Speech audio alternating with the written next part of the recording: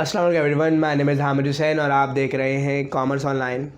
मैंने अपनी पिछली वीडियो में परम्यूटेशन और कम्बिनेशन को आपको सॉल्व करना बताया था और आपने बहुत से क्वेश्चन उसके सॉल्व किए और ठीक सॉल्व किए हैं, कॉन्ग्रेचुलेशन। आज की इस वीडियो में मैं आपको बताने जा रहा हूँ कि किस तरीके से हमारे पास कम्बिनेशन का सवाल प्रोबेबिलिटी में भी आता है। थोड़ा सा प्रोबेबिलिटी के बारे में बताते हैं और इन डीप इस क्वेश्चन के बाद उसे पढ़ेंगे। प्रोबेबिलिटी बेसिकली हमारे पास होता है chances of occurring an event, यानी आप जो चीज़ चाह रहे हैं उसके आने के कितने चांसेस हैं, ये हमारे पास प्रोबेबिलिटी है। और उसका फार्मूला है P is equals to NA divided by NS। NA आपके पास अवेलेबल आउटकम है, दैट मीन्स जो आपको चाहिए, और NS आपके पास टोटल सैम्पल स्पेस है। मैंने इससे पहले आपको एक कम्बिनेशन का सवाल करवाया था जो मैंने मिटाया नहीं है, वो यहीं पर ही मौजूद है, जिसमें आपको बोल रहा था इन हाउ मैनी वेज। देखिए यहाँ पर क्या लिखा है, veg. One can select a group of 3 persons of random out of 5 boys and 4 girls, जिसमें आपने पहले 2 boys की कमेटी बनाई, दैट मीन्स 5 boys थे, उसमें आपने देखा 2 boys आने के कितने तरीके हैं, वेज हैं, और फिर 4 गर्ल्स थी, उसमें से 1 गर्ल को हम कितने वेज से सिलेक्ट कर सकते हैं, और दोनों को मल्टीप्लाई किया, आपके पास 40 आंसर आ रहा था। सेम इसी तरह का क्वेश्चन आता है, लेकिन वर्ड यूज़ होता है प्रोबेबिलिटी। और इस क्वेश्चन को कैसे सॉल्व करेंगे आज हम समझेंगे। बोला from a group of 5 boys and 4 girls 3 person are to be selected, find probability. देखिए यहाँ प्रोबेबिलिटी है, वहाँ वेज है, तो ये डिफरेंस है of selecting 2 boys and 1 girl. Require वैसे ही है कि 2 लड़के और 1 लड़कियाँ सिलेक्ट करनी है, लेकिन डिफरेंस क्या है, वहाँ बोल रहा है वेज, यहाँ बोल रहा है प्रोबेबिलिटी। तो जब भी आपको प्रोबेबिलिटी का कहे तो आपने फ़ौरन ये जहन में लेकर आना है कि अब आपसे वेज नहीं पूछ रहा, और अब आपको ये फार्मूला यूज़ करना है NA डिवाइडेड बाय NS का। अब इस फार्मूले को किस तरह अप्लाई करेंगे मैं भी आपको बताता हूँ। NA यानी जो चीज़ आपसे रिक्वायर है, क्या रिक्वायर है, 2 लड़के चाहिए और 1 लड़की चाहिए। अच्छा जी, 2 लड़के चाहिए, टोटल आपके पास कितने लड़के, 5। तो 5 लड़कों में से 2 लड़के आपने सेलेक्ट करने, कितने तरीके हैं, कुछ याद आ रहा है? हाँ बिल्कुल।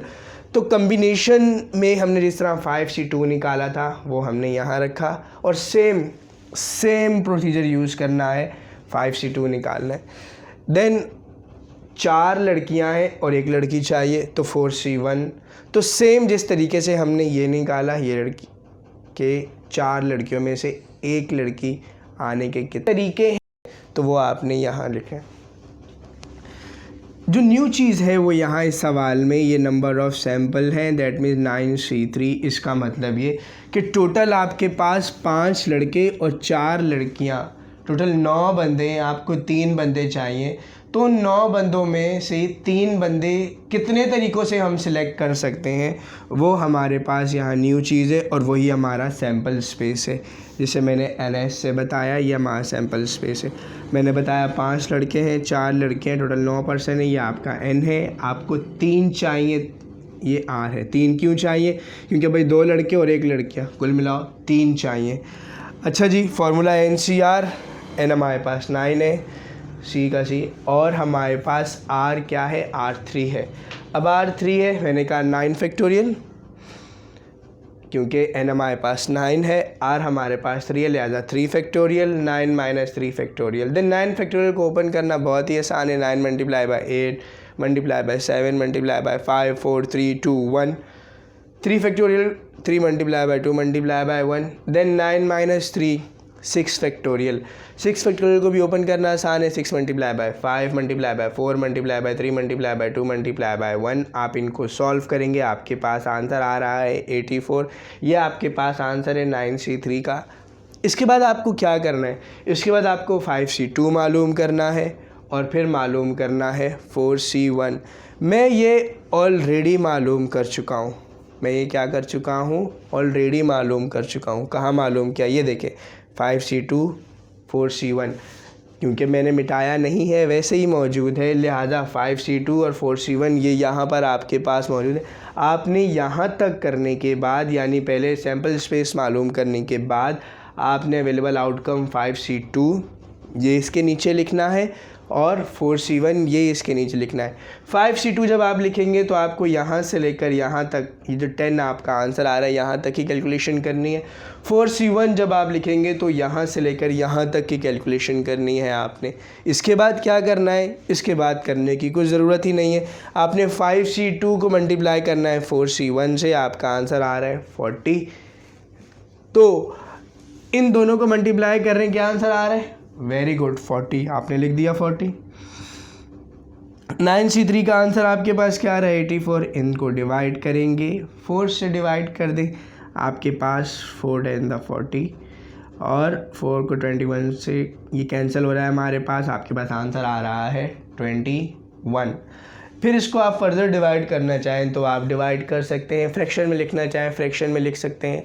आई होप आपको क्लियर हो गया होगा और बहुत ही आसान सवाल है। जो कि याद रखने की चीज़ है वो ये कि जब भी प्रोबेबिलिटी कहे तो आपने इस फॉर्मूले को यूज़ करना है प्रोबेबिलिटी के, that means NA divided by NS। NA का मतलब है अवेलेबल आउटकम जो आपसे क्वेश्चन में रिक्वायर यानी डिज़ायर है, 2 बॉयज़ एंड 1 गर्ल।